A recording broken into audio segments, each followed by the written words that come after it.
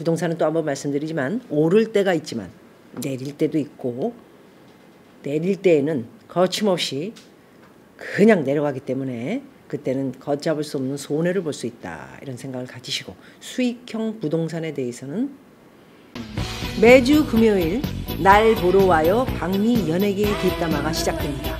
여러분들의 많은 사랑 부탁드립니다. 고맙습니다.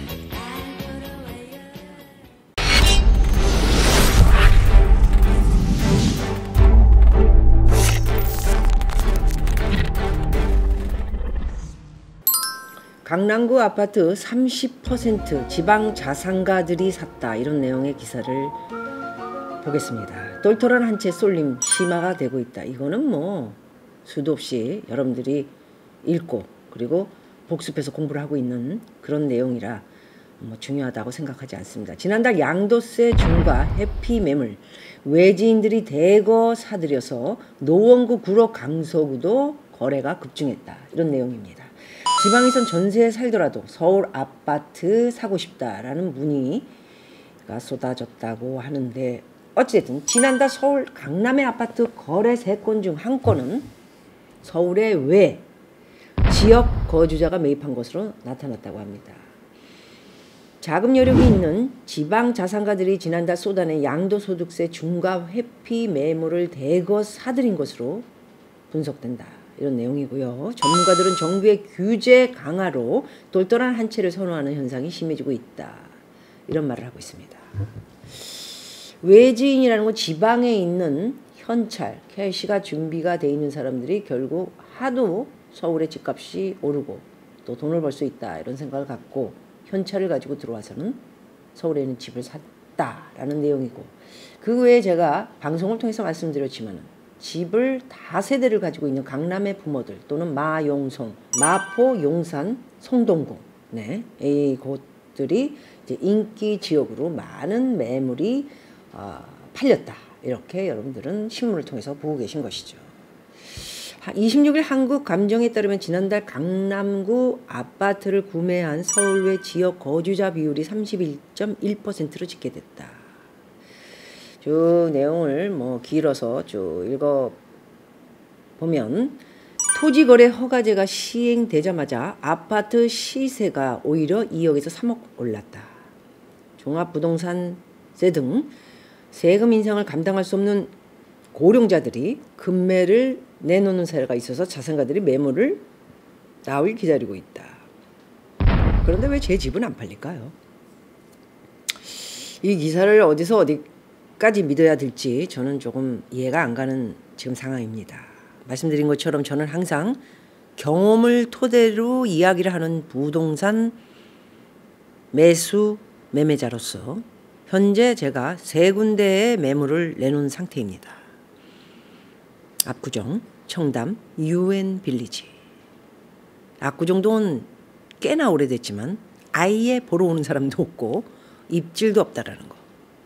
청담동은 몇 번 물건을 보러 왔지만 계약이 성사가 될 듯 2시간, 3시간 전에도 파괴가 되고 있다라는 거. 아예 한남동, 유엔빌리지는 그 근처에 사람이 나타나지도 않는다는 거. 이런 상황에 도대체 신문에 보도가 되고 있는 이 많은 물건들은 누가 사고 누가 거래를 하고 있는 건가 하는 궁금증을 저는 계속해서 가지고 있습니다. 실천 실행으로 부동산을 여러분들에게 말씀드리고 깨닫게 하고 있는 입장으로서는 사실상 신문에 나고 있는 것은 정확한 보도가 아니다, 이렇게 말씀을 드릴 수가 있을 것 같습니다. 제 이야기를 이해할 수 있는 것은 바로 매물을 내놓은 강남 사람들의 심정을 아마도 저는 대변을 해서 얘기하고 있는 것은 맞다, 이렇게 이야기하시는 강남 세대 사람들도 있을 것입니다. 그 정도로 강남에 매물이 없는 것은 아닙니다. 상당히 물건이 많이 나와 있지만 매일 everyday 이 근처를 왔다 갔다 다니면서 물건이 빠진 게 있고 들어간 게 다시 있나, 밖에 유리에 윈도우에 써붙인 것들을 보면은 그날 물건이 바뀌어야 되는데 수개월이 지나도 똑같은 물건이 있다는 것은 왜일까요? 그렇다면 누가 이 물건을 사서 이름이 다 바뀌어가지고 신문에 보도된 것처럼 굉장히 많은 물건이 팔리고 주인이 바뀌었다. 이 말은 또 한번 말씀드리지만 지방에 돈을 가지고 있는 수십억, 강남, 마포, 용산, 성동구 이 지역들은 캐시가 없으면 살 수가 없는, 대출이 안 나오는 토지거래 구역, 토지 과열 지역구들이기 때문에 현찰을 가지고 있어야만 사는 사람들이 나타나는 것인데, 그것이 바로 알고 보니 제가 말씀 저번 주에 드렸던 것처럼 양도세를 많이 내거나 등취득세가 오르고 이런 세금 문제에 닥쳐서 다 주택을 가지고 있는 강남 사람이나 그 외의 사람들이 증여를 대량으로 하고 있고나 지방에 캐시를 가지고 있었던 이런 사람들이 올라와 물건을 사면서 이름이 구체적으로 많이 등취득세를 내고 매도된 그런 증거자료를 보고 기사는 썼다, 이렇게 볼 수가 있을 것 같습니다. 어쨌든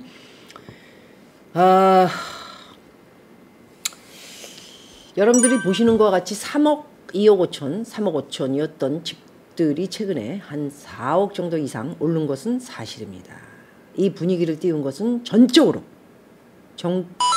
부동산 정치를 못한 김현미의 큰 문제가 있고, 김현미가 꼬드겨서 대통령에게 이해할 수 없는 얘기를 함으로 계속 정책이 이랬다 저랬다 바뀌면서 세금만 마구잡이를 거두면 부동산은 잡을 것이다라는 착각을 하면서 사이드에 있는 외곽 지역까지도 부동산이 굉장히 가파른 게 아니고 빠르게 올라오면서 서민들까지도 화가 나는, 집을 못 산 서민들까지도 화가 나는 이런 화병이 난 그런 지금 부동산 시기를 맞았다, 이렇게 볼 수가 있을 것 같습니다. 어쨌든 저는 마지막으로 지방분들, 물론 이제 증여는 양도세를 많이 내는 것보다는 증여를 해서 적게 내는 것이 낫기 때문에 다 그 주택을 가지고 계신 강남 분들은 증여를 하는 것이 저는 지금 현실에는 맞다 판단을 하고 하시는 분들에게는 드릴 말씀이 없고, 왜냐하면은 내년 할 것 없이 많은 종부세와 재산세를 내야 되기 때문에, 또 한번 말씀드리지만 강남에 2채 이상의 집을 가지고 있거나 3채 이상의 집을 가지고 계시면 어쩌면 2억까지도 세금을 내야 되는 그런 분들이, 다주택을 가지고 계신 분들은 빨리 그래도 증여를 하는 것이 낫거나 집을 파는 것이 낫다. 아직도 여전히 똑같이 말씀드릴 수 있을 것 같고, 지방에 올라와서 집을 사시는 분들은 어쩌면 상투를 잡을 수도 있다. 이런 위험한 시기가 지금 온 것은 아닌가, 이런 것을 다시 한번 말씀드리고 싶네요. 어쨌든 캐시가 준비돼 있어서 마구잡이로 똘똘한 한 채다라고 생각한 것이 나중에 큰 미스테이크를 할 수도, 실수를 할 수 있는 지금 처한 부동산의 시기지 않나 하는 생각을 가져보면서 굉장히 조심해야 하지 않을까 합니다.